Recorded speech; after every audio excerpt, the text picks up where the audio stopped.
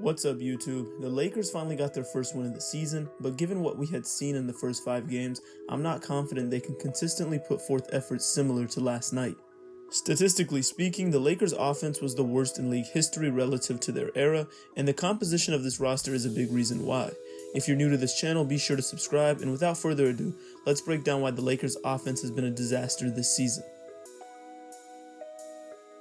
So far, LA ranks dead last in points per possession and effective field goal percentage, and they're nearly last in offensive rebound percentage and free throw rate.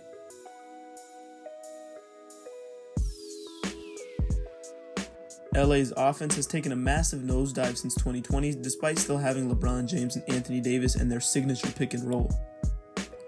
While one could argue there's been some slippage from the two of them, it's what's surrounding them that has taken this team from title winners to one of the league's worst. Watch here as AD comes to set a pick. The Lakers have 3 players spread along the perimeter, but even as Jokic steps up to slow Bron, there is no window to deliver the ball to AD.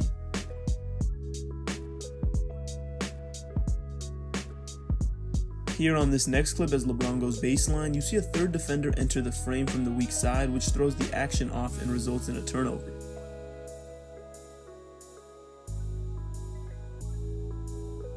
The simple explanation behind this drop-off is positioning does not equal spacing. While Darvin Ham can position his role players along the 3-point line in 5-out spacing, it doesn't mean teams will honor them from out there. The Lakers having next to no shooting talent surrounding their star duo makes running any scheme virtually impossible. So far this season, the Lakers have gotten plenty of wide open looks, and the rate at which they have converted on these looks have been laughably bad.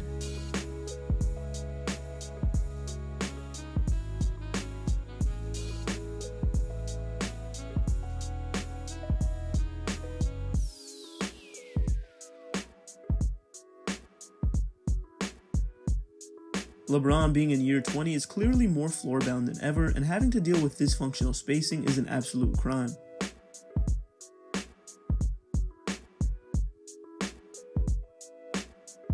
AD's mid-post ISOs having this many eyes focused on him with defenders shrinking the floor at the boxes and elbows is suboptimal.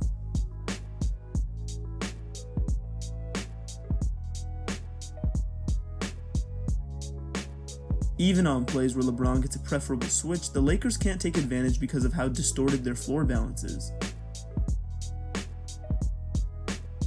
This historical lack of outside shooting has allowed teams to overplay one side of the floor while having a single defender guard 2 on the weak side.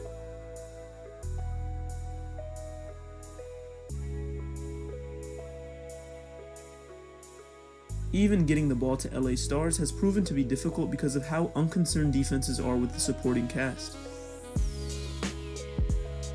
So far this season, the Lakers are just averaging .806 points per possession against zones.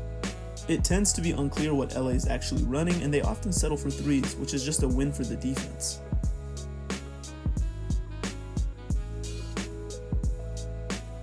Getting the ball to touch the middle against the zone is generally the primary objective, but with no outside shooting threats, the Blazers key in on AD here to prevent the ball from even getting there.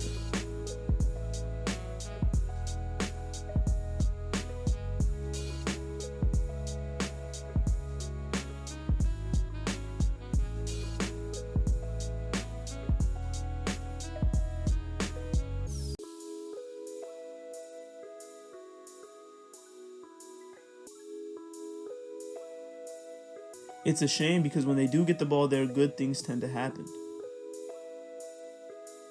When Darvin Ham was introduced as head coach, he vowed to help make LA elite defensively again.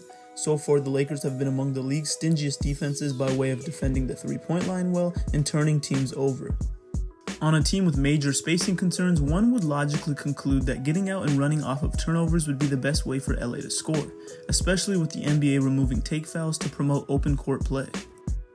The Lakers' ability to force turnovers has basically been wasted as the team ranks 29th in transition efficiency. Collectively, this Lakers group has poor decision making, which has led to several empty trips even when they have numbers. It's hard to explain what some of the players are even thinking in these situations.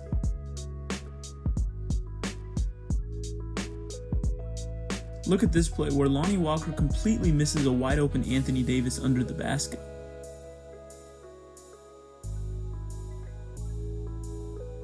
Moving on, so far the Russell Westbrook experiment hasn't looked much better than last season. Westbrook has mightily struggled from virtually every spot on the floor, and his confidence looks noticeably shaken. And swapping Vogel out for Darvin Ham is showing us that this was never a coaching issue. Basketball is a rhythm sport, and even if Russ is starting to dip athletically, seeing him miss this many shots from point-blank range is alarming.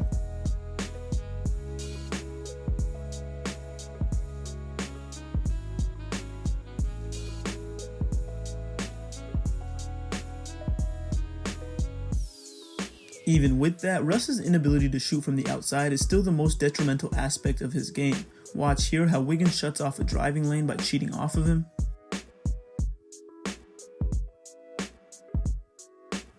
One shot Russ needs to remove from his shot diet immediately are the above-the-break threes early in the clock. Nothing justifies him taking this shot when the offense can still find something better. The sooner Russ realizes he's open for a reason, the better.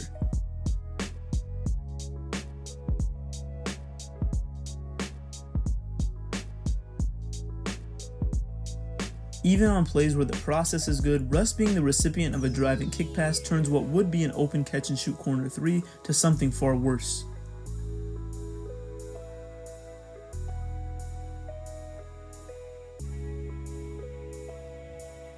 Watch here as Russ isn't able to make the Clippers pay for completely disregarding him to go double Bron in crunch time. Teams have even continued to scheme against his deficiencies, having centers match up with him to abandon him to be in good help position. Zubac even walls off his drive and forces a miss.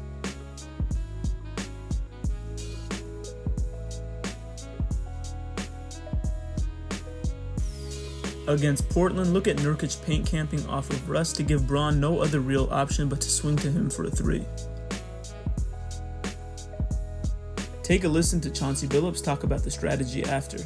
But putting them on Russ, we're just going to kind of play off of Russ in that moment. And if they come together, we was just going to kind of go over the screen, and just allow the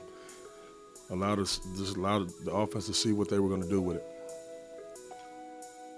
The Lakers were able to beat Denver last night for their first win, but fundamentally this team's offense is still very flawed. Westbrook's move to the bench might help. Last night was by far his best outing, and he was a team best plus 18 in 32 minutes of play. LA even managed to shoot 43.3% from three, but even that felt like more of an aberration than a trend you can count on going forward. If you made it to the end of this video, I hope you enjoyed and learned something new. Comment down below with where you expect LA to finish in the standings. Please like and subscribe, and I'll see you guys next time. Peace.